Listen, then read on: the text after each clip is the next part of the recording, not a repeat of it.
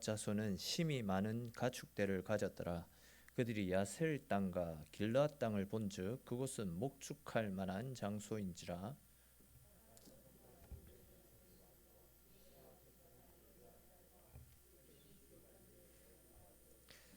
아다롯과 디본과 야셀과 니무라와 헤스본과 엘르알레와 스반과 느보와 부온.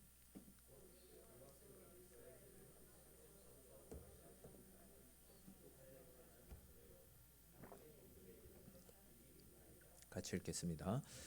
또 이르되 우리가 만일 당신에게 은혜를 입었으면 이 땅을 당신의 종들에게 그들의 소유로 주시고 우리에게 여단강을 건너지 않게 하소서.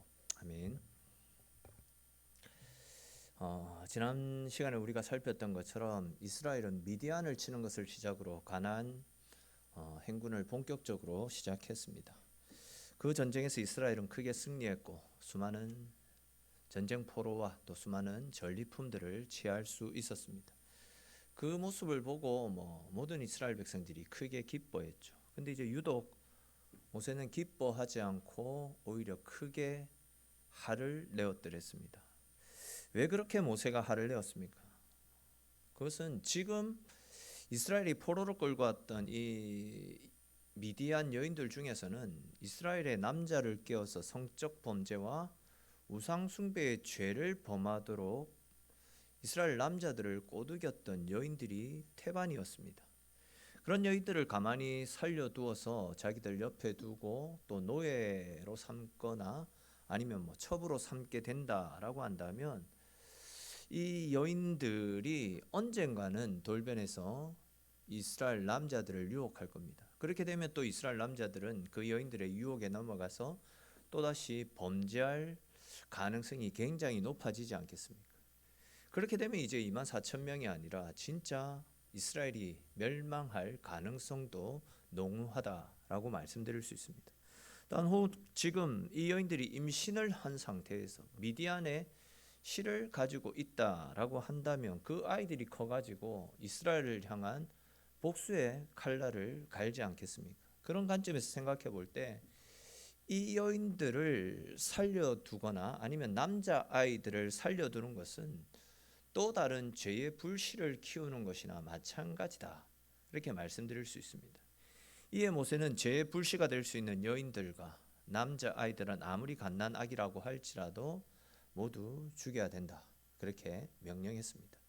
그리고 이러한 모세의 명령에 따라서 이스라엘은 다시금 이스라엘에 대한 복수의 칼날을 갈 수 있는 미디안 여인들 그리고 모든 남자 아이들을 다 멸함으로써 미디안 정복 전쟁을 드디어 마침내 성공적으로 마무리할 수 있었습니다. 그리고 이제 다시금 가나안 정복을 향한 믿음의 행군을 해야 되는 굉장히 중요한 시점에 서 있었더랬습니다. 근데 이스라엘에 또다시 예상치 못했던 중대한 문제가 하나 발생했습니다. 그 문제가 무엇이냐면 1절부터 5절에 나타나고 있듯이 이스라엘의 장자 지파였던 루벤 지파와 또 갓 지파가 모세와 대제사장 엘르아셀과 회중 지도자들에게 찾아가더니 지금까지 이스라엘이 가나안 진군을 하면서 이미 차지했던 땅들, 즉 그 요단강 동편을 가리키면서 우리에게는 목축할 짐승들이 너무 많이 있는데 요단 동편 이 땅들은 우리가 가지고 있는 이 짐승들을 목축하기에 너무 좋은 땅인 것 같습니다. 그러니 우리는 가나안 진군에 함께 동참하지 않고 그냥 여기에서 살겠습니다 라는 말을 하는 거죠. 쉽게 말해서 여기가 좋사오니 가나안 정복에 동참하지 않고 우리는 그냥 여기서 눌러 살겠습니다 라는 그런 이야기 아닙니까? 근데 이제 루벤과 갓 지파가 이런 결정을 내렸던 근본적인 원인이 1절에 나타나고 있듯이 그들이 볼 때에 요단 동편 이곳은 40년간 강야 생활을 할 때는 단 한 번도 보지 못했고 단 한 번도 느껴보지 못했던 풍요로운 곳이었습니다. 그들의 눈에 이 요단 동편은 너무 좋게 보였던 것입니다. 그리고 자기들이 가지고 있는 그 수많은 짐승들을 목축하기에 이곳만한 것도 없겠다라고 생각되어졌기 때문에 우리는 가나안 정복에 동참하지 않고 여기에 뿌리를 내린 채 살겠습니다. 이런 이야기를 했다라는 거죠. 그러니까 쉽게 말해서 그들은 하나님의 말씀, 하나님의 약속을 따라 어떤 결정을 내렸던 것이 아니라 그들이 본즉, 즉 그들의 눈에 좋은 대로, 그들의 안목을 따라 그들이 보기 좋은 대로 그들의 미래를 결정했다, 그 이야기입니다. 다시 말해서 루벤과 갓 지파는 자기들의 화려함을 쫓아 눈앞에 보이는 어떤 가시적으로 좋은 것을 쫓아서 그들의 미래의 일들을 결정해 나갔다라는 그 이야기입니다. 그들에게는 하나님의 돌보심, 하나님의 보호하심 이런 것 따위는 전혀 눈에 들어오지 않았습니다. 오직 눈앞에 보이는 것, 내 눈에 보기 좋은 것, 그것이 그들의 모든 것이었고 그들의 삶의 목표가 되어졌던 것입니다.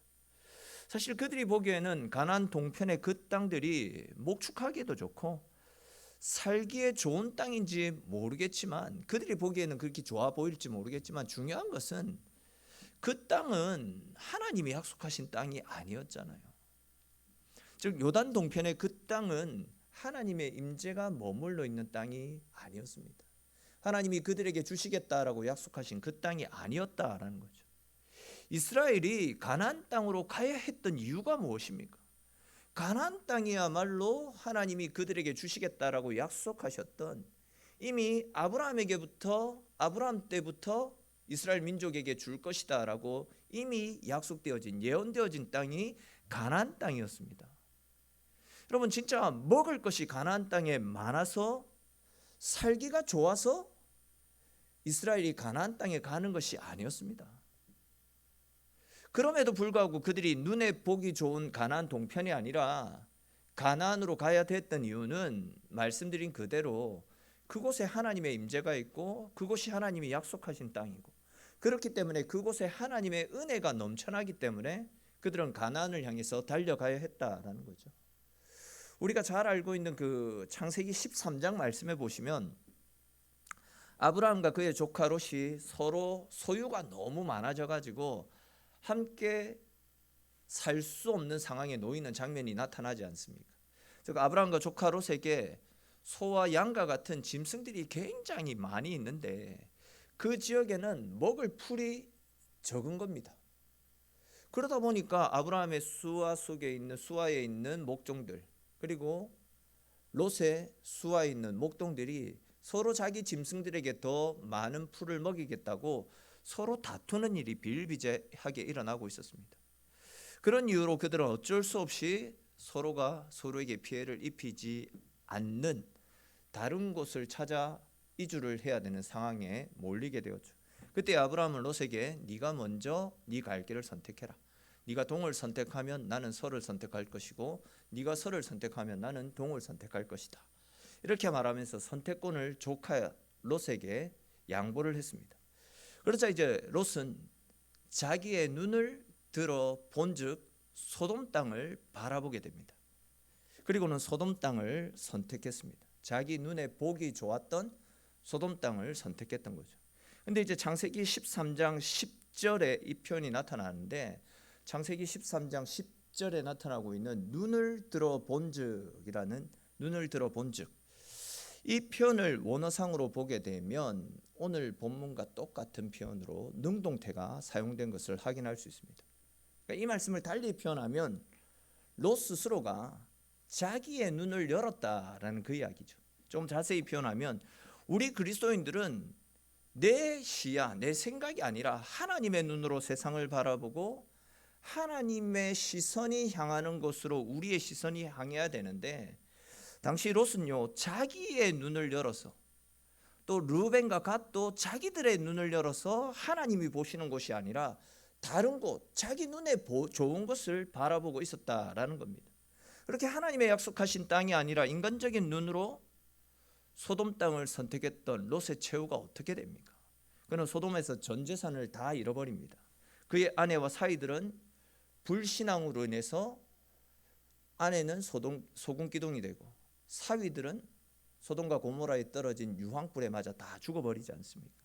또 그의 딸들은 아버지와 근친상간까지 범할 정도로 도덕적으로 윤리적으로 굉장히 타락한 수준에 내몰리고 말았습니다. 순전히 내 눈에 보이는 대로, 즉 눈앞의 이익에 집착해서 자기 보이는 대로 본능에 이끌려 살았던 롯은 가정도 그렇고 경제적으로 그렇고 완전히 말 그대로 망해버린 인생이 되고 말았던 겁니다. 근데 이것은 우리네 인생도 마찬가지라 할 수 있습니다. 사실 우리가 살아가는 이 세상에는 내 눈에 보기 좋은 것들이 너무 많이 있죠. 내 눈을 즐겁게 만드는 것들이 너무 많이 있습니다. 우리의 삶을 편리하게 해줄 것 같고 나를 부유하게 만들어줄 것 같고 말 그대로 진짜 한 번뿐인 인생 폼나고 멋있게 만들어줄 것 같은 것들이 내 눈에 너무 많이 들어옵니다. 솔직히 이 길은 우리가 가야 될 길이 아니다라는 사실을 잘 알고 있으면서도 눈에 보이는 대로, 즉 눈앞에 보이는 이익 때문에 내 욕심을 포기하지 못하고 그릇된 길로 걸어가는 경우들이 너무 많이 있습니다. 그러나 여러분, 우리가 진짜 하나님의 백성이라면, 내가 하나님을 따르는 그리스도인이라고 한다면 우리는 내 눈에 보기 좋은 것을 쫓아 살아가는 삶이 아니라 그곳에 진짜 하나님의 말씀이 임하고 있는지, 하나님의 은혜가 그곳을 뒤덮고 있는지, 하나님의 임재가 그 가운데 충만하게 나타나고 있는지 하나님을 생각하면서 말씀의 인도를 따라 걸어갈 수 있어야 됩니다. 혹 여러분, 우리가 하나님의 자녀이면서도 하나님의 임재와 하나님께서 주시는 은혜가 머물러 있는 곳이 아니라 내 욕심을 채우기 위한 일들에 마음이 빼앗겨 있지는 않습니까?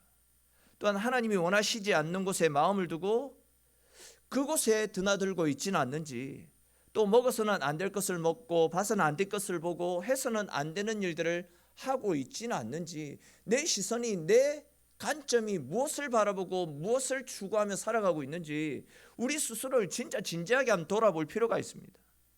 사실 지금은 내 눈에 보기 좋은 것들이 우리를 풍요롭게 만들어 줄 것 같고 또 우리를 즐겁게 해주고 만족을 가져다 줄지 모르겠지만, 실제로 하나님의 임재가 머물러 있지 않고 하나님 앞에서 올바르지 못한 모든 것들은요, 하루라도 빨리 돌아서서 우리를 기다리시는 하나님의 품으로 달려가야지만 우리의 영혼이 살아나고 하나님께서 베풀어 주시는 하나님의 은혜 가운데 거할 수 있는 것입니다.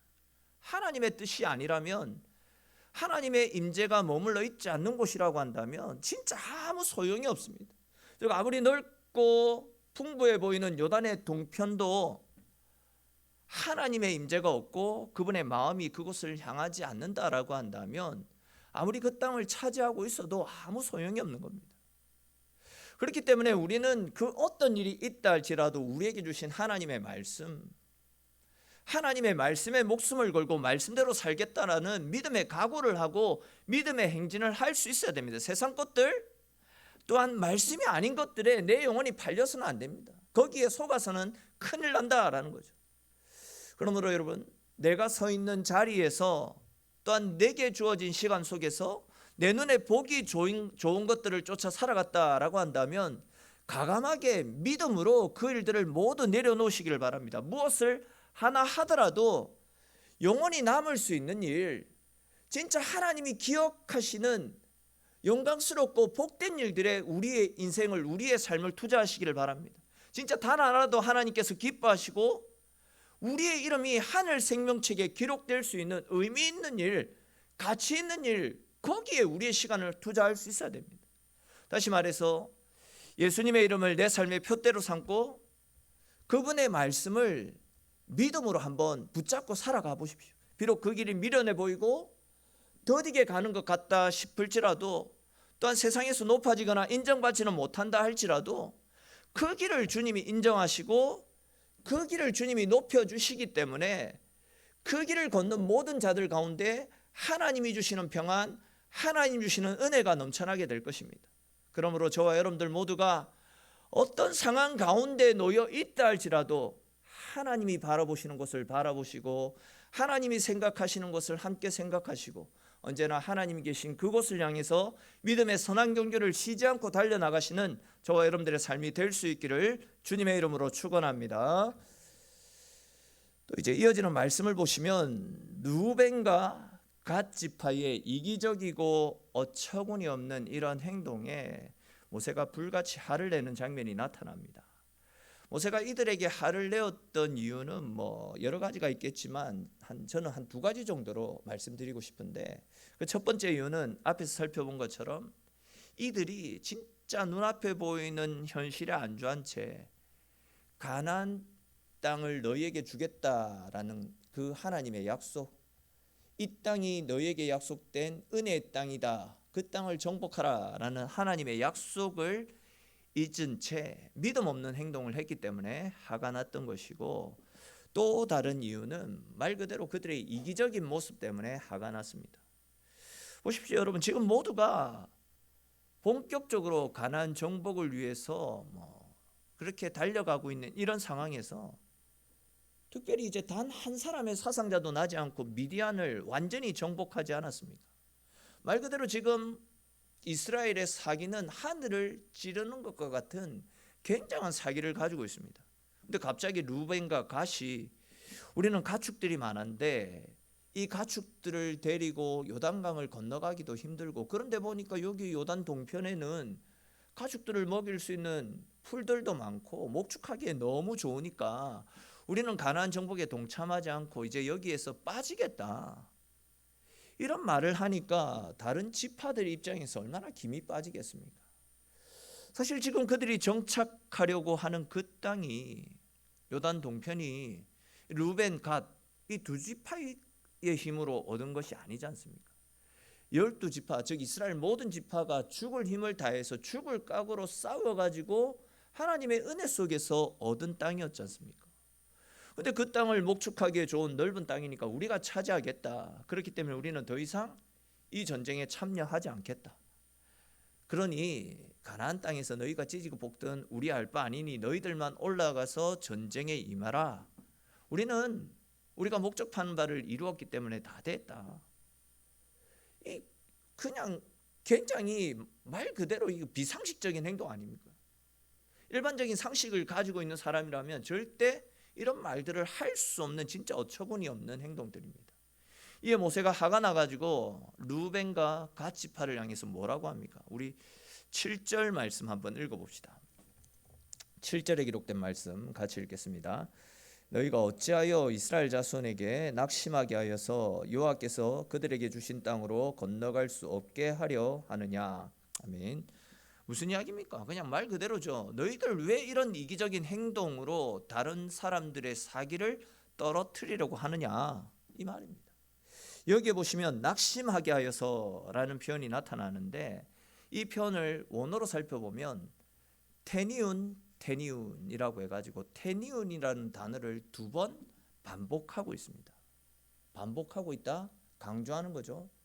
즉 이들의 행동이 모든 백성들의 사기를 낙심하게 만들어서 가나안 정복에 대한 전의를 다 소멸시켰다, 그 이야기를 지금 하고 있는 겁니다. 그러면서 이제 8절 이하의 말씀에서 루벤과 갓 지파의 이런 행동들이 얼마나 악하고 믿음 없는 행동인지 모세는 40년 전 가데스 바네아에서 있었던 사건을 예로 들어 설명하고 있습니다. 즉 우리가 일전에 살펴보았던 말씀처럼 40년 전 가데스 바네아에서 그들의 조상들이 가나안을 정탐하고 돌아왔던 그 정탐꾼의 보고를 듣고는 모두가 낙심하지 않습니까? 그렇게 낙심한 채로 왜 애굽에서 잘 살고 있는 우리를 이곳으로 불러내어서 이 광야에서 죽게 만드느냐, 우리 모세를 죽이고 새로운 지도자를 세워서 다시 애굽으로 돌아가자, 이렇게 말하며 모세와 하나님을 원망하지 않았습니까? 그러다가 하나님의 진노를 불러온 결과 2주면 갈 수 있는 거리를 38년 동안 더 헤매다가 진짜 거친 광야 생활을 하다가 겨우 여기에 도달한 것 아닙니까? 근데 지금 모세가 하는 말은 너희들 루벤과 갓 지파가 보이고 있는 이 행동이 가데스 바네에서 부정적인 복으로 이스라엘을 실족해 만들어 하나님의 진노를 불러오게 만들었던 그 정탐꾼들의 모습과 지금 뭐가 다르냐? 너희들의 이런 모습 때문에 우리 모두가 옛날 가데스 바네아에서처럼 하나님의 진노를 받아 가나안 땅을 밟아보지도 못한 채 죽어버릴 수도 있는데, 너희들은 지금 너희들 살자고 이런 결정을 했어야 되겠느냐? 말도 안 되는 소리 하지 마라. 지금 모세가 굉장히 크게 이들을 야단치고 있는 상황입니다. 루벤과 갓 지파의 수장들도 모세와 이제 또 회중의 지도자들이 대제사장 엘르아살이 이렇게 화를 낼 줄 몰랐겠죠. 근데 자기에게 돌아온 그 핀잔들을 듣고 이들도 급했던 모양입니다. 그리고는 루벤과 갓 지파가 모여서 회의를 했을 것입니다. 그리고는 다시 모세에게 찾아와서 절충안을 내놓았습니다. 그 내용이 이제 16절부터 19절까지 말씀에 나타나고 있는데, 그 내용을 그냥 간단하게 요약해드리면 대충 이런 내용입니다. 먼저는 우리가 가지고 있는 가축을 위해서 큰 우리를 짓겠습니다. 큰 우리를 짓겠습니다. 또한 여자들과 우리 어린 아이들이 안전하게 거할 수 있도록 안전하고 높은 큰 성읍을 짓겠습니다. 그것을 허락해 주십시오. 그러면 우리가 가나안 전쟁에 동참해서 전쟁이 끝날 때까지 제일 선봉에 서서 열심으로 싸우겠습니다. 그리고 가나안 땅에 대해서, 우리가 정복한 그 가나안 땅에 대해서는 그 어떤 권리도 주장하지 않겠으니 나머지 지파들이 다 가지십시오 라는 이야기를 합니다.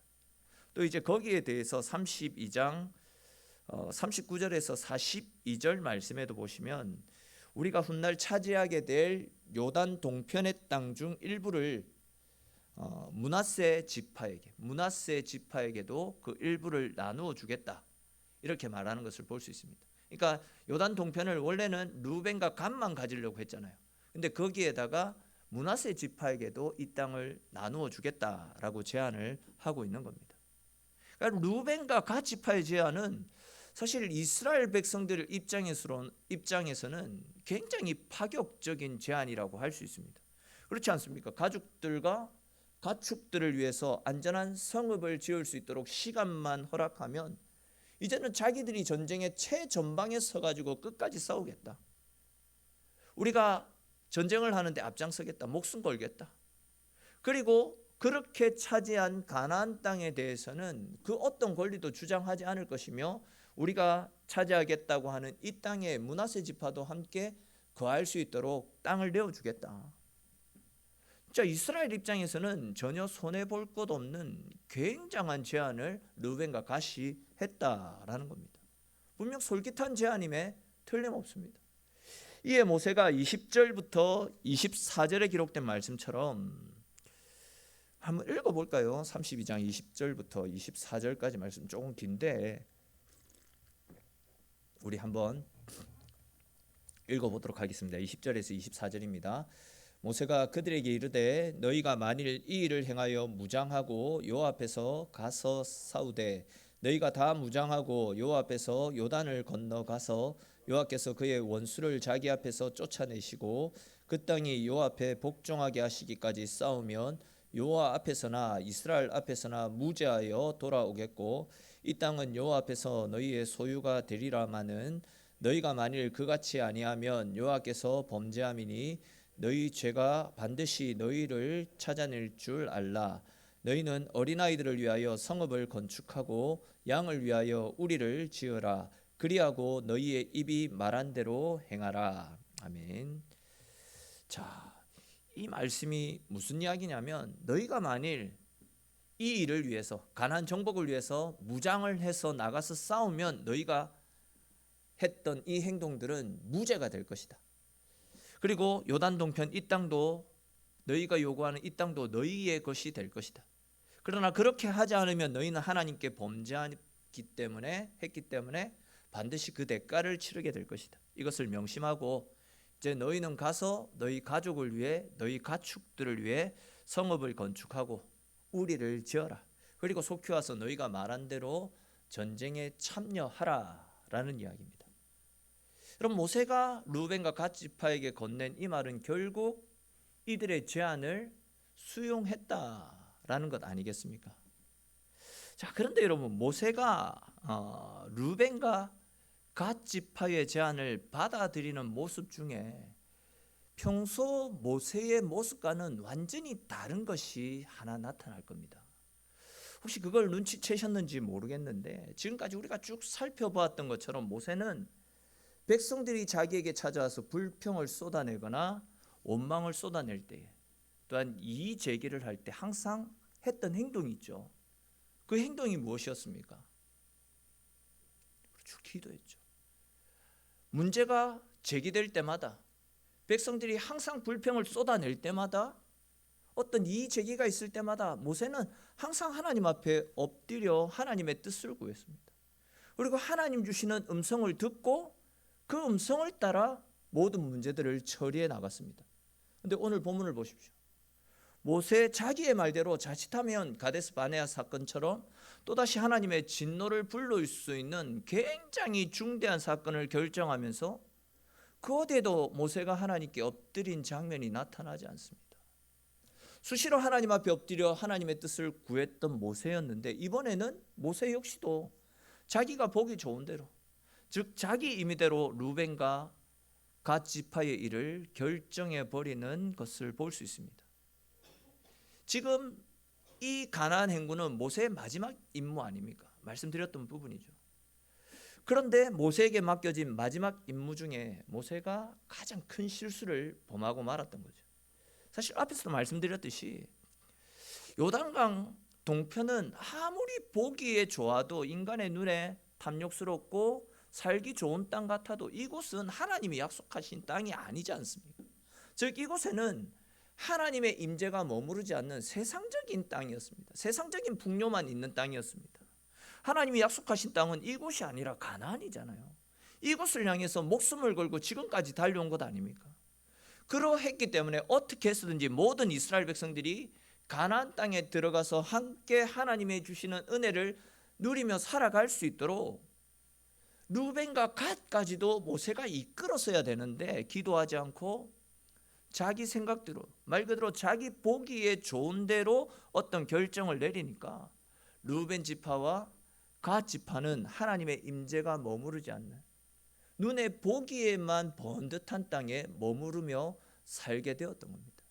모든 이스라엘 지파가 가나안에서 작지만 하나님이 주시는 큰 은혜를 누리면서 살아가야 되는데, 이 두 지파 또 므낫세 반지파는 하나님이 약속하신 그 축복의 땅에 들어가지 못한 채 그냥 세상 욕심에 쩔어서 세상과 더불어 살아가는, 다시 말해서 하나님의 복에서 탈락된 삶을 살고 말았다라는 겁니다. 그 결과가 어떻게 나타납니까? 사실 루벤과 갓 지파의 경우 이미 그들은 요단 동편에 그들의 가족들이 안전하게 잘 살고 있잖아요. 또 그들의 소유, 즉 가축, 짐승들도 그 땅에 편히 살고 있는데, 즉 이미 그들의 마음은 요단 동편에 머물러 있는데 굳이 죽기 살기로 전쟁에 임할 필요가 있겠습니까? 전혀 없다라는 겁니다. 또한 그렇게 그들의 마음이 다른 곳에 있는 상황에서 나머지 10개 지파와 마음을 합하여서 죽기 살기로 전쟁에 뛰어들 그런 마음들이 생기겠습니까? 절대 불가능하다라는 거죠. 그 결과 그들은요, 나중에 죄의 불씨가 될 수 있는 가나안 사람들을 다 전멸하고 몰아내어라 라고 말씀하셨던 하나님의 명령을 제대로 수행하지 못합니다.